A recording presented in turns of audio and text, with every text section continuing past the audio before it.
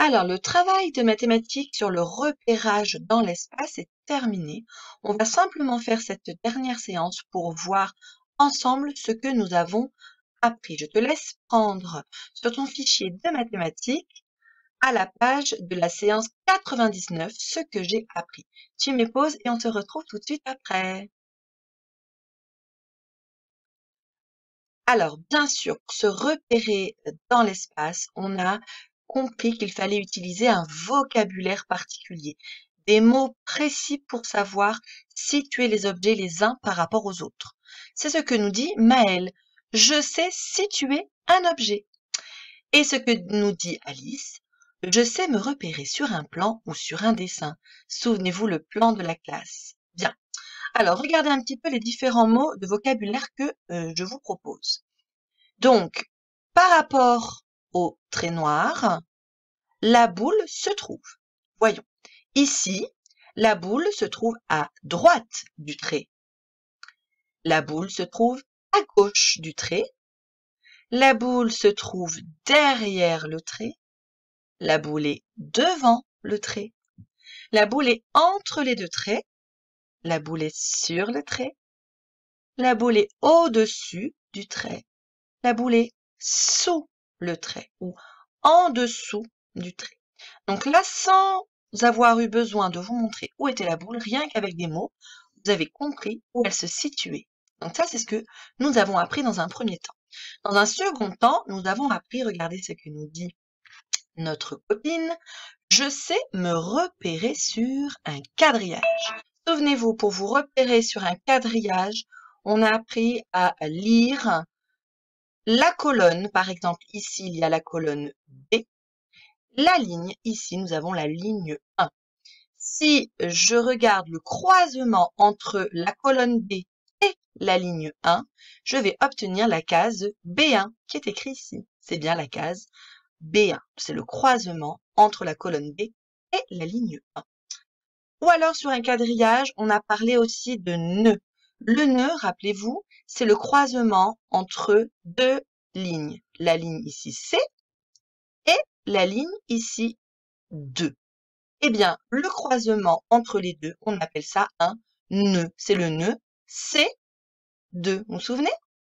Ensuite, on a appris aussi à coder un déplacement. C'est ce que nous dit Idriss.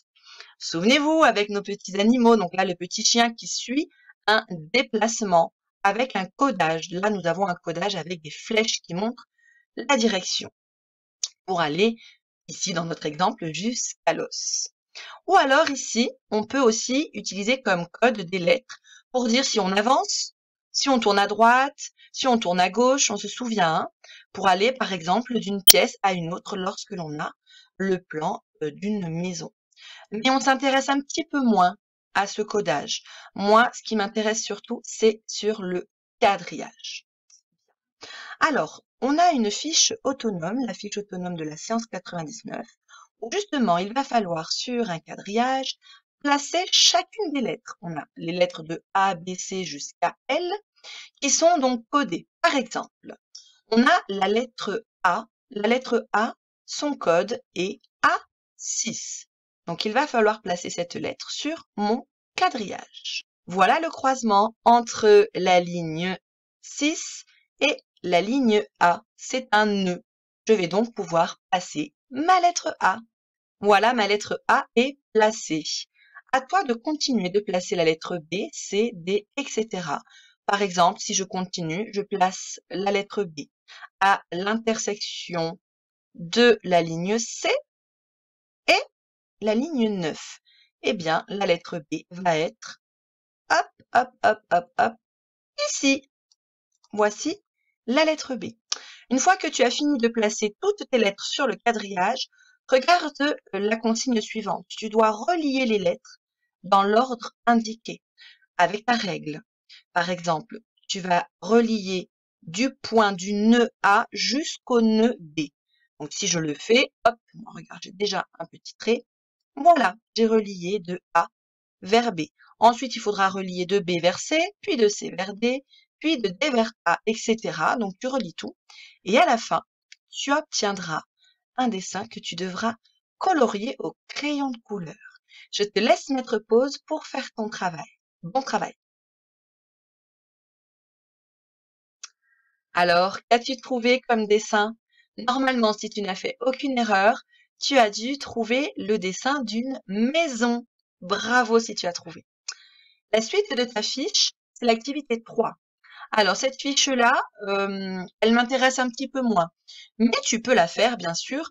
Il faut que tu codes le déplacement de la fourmi qui est là jusqu'à la fourmilière. Donc, regarde le déplacement qu'elle fait, le chemin qu'elle prend pour aller jusqu'à la fourmilière. Tu as le code ici, le A pour dire avance d'une case, le D pour dire tourne à droite et le G pour dire tourne à gauche. Donc, tu utilises ce code que tu recopies ici en mettant évidemment le bon code pour suivre le bon déplacement, bien sûr. Et si tu le veux, tu peux dessiner une autre fourmi sur une autre case et même chose, tu codes son déplacement jusqu'à la fourmilière. Tu peux faire cette activité, sinon elle est facultative, l'activité 3.